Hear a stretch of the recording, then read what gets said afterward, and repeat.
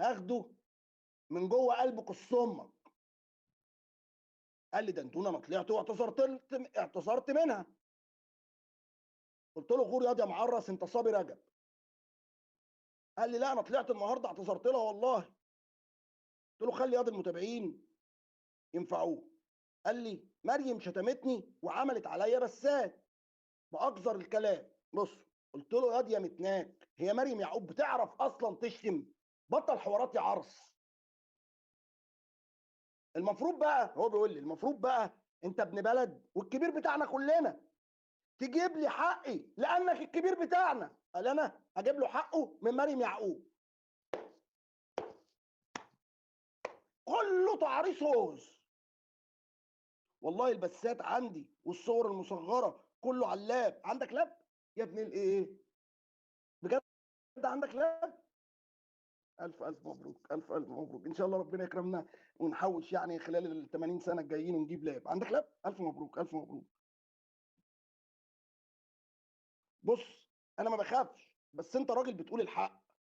انا اللي بقول الحق. طب ما تلاقيش قلت للناس ليه ان انا بقول الحق وانه معرس؟ عشان هو ماسك عليه حاجات. ما هو مش تلميذ، ما انا عارفه، ده بيسجل لامه.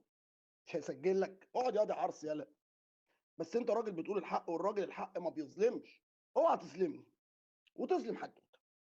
وانت عارف الحقيقه ان احمد ملوش صبيان، لان اصلا ما فيش حد قابلته بيحبه، وانت عارف كده. قلت له الحقيقه انك ممثل وبتاع حوارات.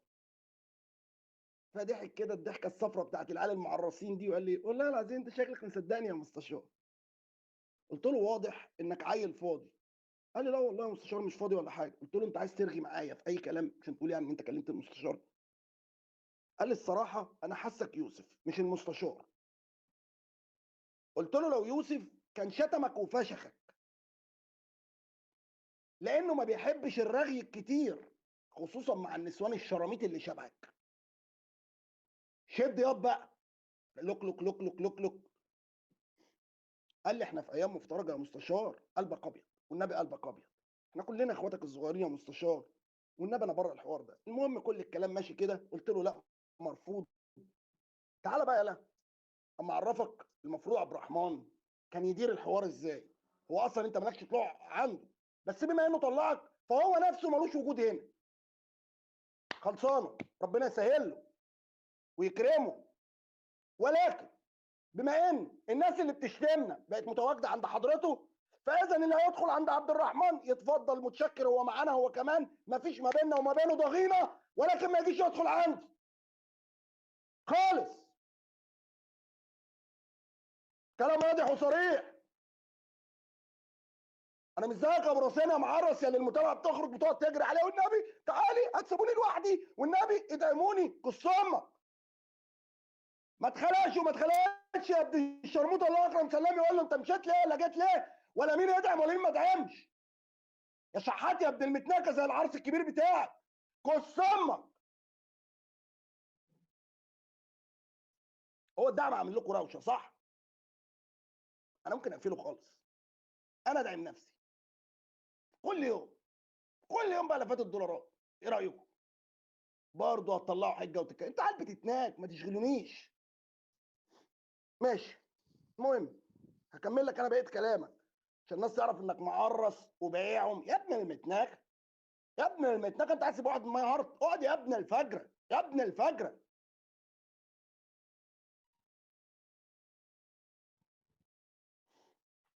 ياسين هو حول لك الفلوس دلوقتي.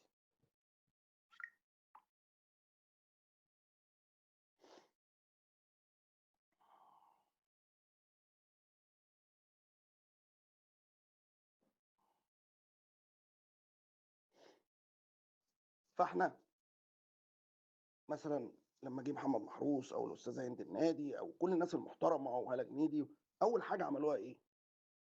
كانوا بيغلطوا فينا وبيتجاوزوا وانا على راس الهرم. ولكن اول حاجه قالوا احنا كنا غلط. ان كان الدكتور محمد تاج الدين ابو مشعل، الناس القديمه بنت الرافدين، قالت احنا كنا غلط. واعتذروا لمحمد هادي صاحب القضيه نفسه اللي كان ما بيننا وما بينهم الاختلاف. يبقى ايه؟ يبقى الاعتراف بالخطأ اول حاجة ان الانسان ده متصالح مع نفسه. انما انا لما اجي اقول على واحد ديوس ب100 ختم رسمي فهمي نظمي الاستاذ والاعلامي والباشا والبيه، يبقى انت جاي تاكلنا الاونطه. لا قص امك، احنا ما كناش بنعمل كل ده. يبقى الاقي بقى تاني يوم عبد الرحمن زي الرايح يقابل احمد رجب جايبه في ايده ومطلعه زكا سياده الاعلام احمد رجب. لا، يبقى احنا بقى وهو كنا متفقين على الناس. المبادئ ما بتتجزأش، وانا في الحق مال الصاحب. نيجي بقى ليك يا ابو راسين، نشوف انت اول حاجه عملتها ايه. سيبك من اللي انت اللي بتحكي لي الناس ده، عشان انا معايا ناس ما بتنساش التكه. ركز. انت اول حاجه وترتب عليها بعد كده كل الاخطاء. انت حاولت تقرب مني وتغازلني كتير بالكلام انك تبقى مننا، وانا مش عشان انا متكبر ولا مغرور، اصلا انا مش شايفك. المهم،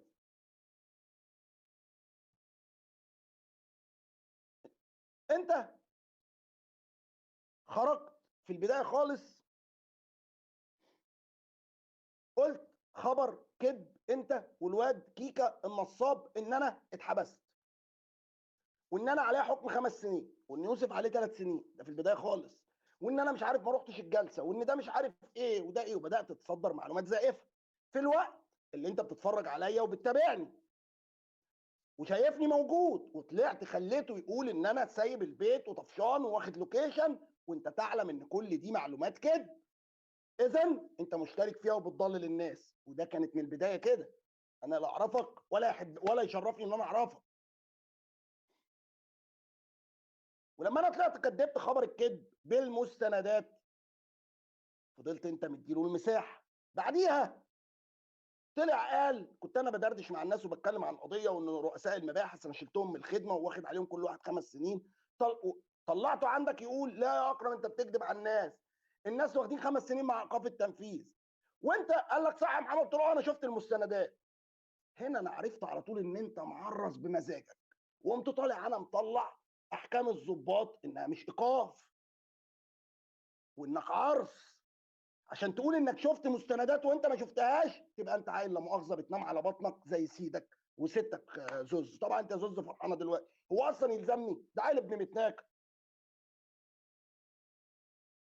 بعدين جيت ثبت في مريم يعقوب، واديت مساحه للعرس الكبير بتاعك يسبها ويطلع عليها اشاعات، وانت تعلم ان ده تبلي، وان هي صاحبه حق وست مظلومه. ده لو انت فعلا تعرف ربنا يا عم الشيخ. ومعاها كل حاجه تثبت انها ست مظلومه، وبرغم ذلك انت سديت ودانك عشان الدولارات. خلينا ماشيين مع بعض واحده واحده. ما سكتش عند هنا بس، ثبت مريم يعقوب في عرضها وقلت انها بتديني الماتيريال وهي قاعده معايا على السرير. لا، مريم يعقوب ست بمليون راجل، لا مؤاخذه اللي زي زوزو ممكن تجيب لي الماتيريال على السرير، وانت لا مؤاخذه ممكن ايه تخش تجيب لنا الشيشه، تمسك الفوطه، تبعت لي امك. امي ايه يا عم؟ ام ست كبيره. ست كبيره مين يا عم؟ لسه مخلفه عيل صغير اصغر من سنين. دي الوليه 64 حصان امك بنت الشرموطه. اقعد يلا. يا في ست في سنها زي ده لسه؟ انت حملت ازاي يا وليه؟ عملتيها ازاي دي وخلفت ازاي؟ الله يخرب بيتك، يخرب بيتك يا كركوبه.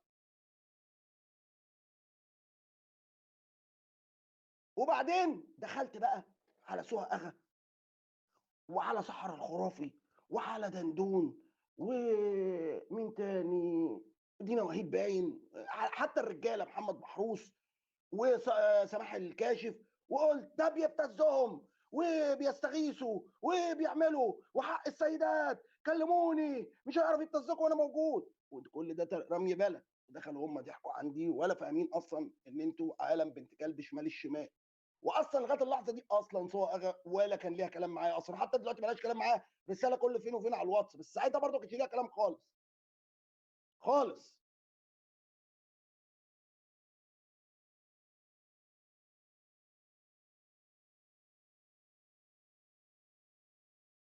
فاطمه احمد.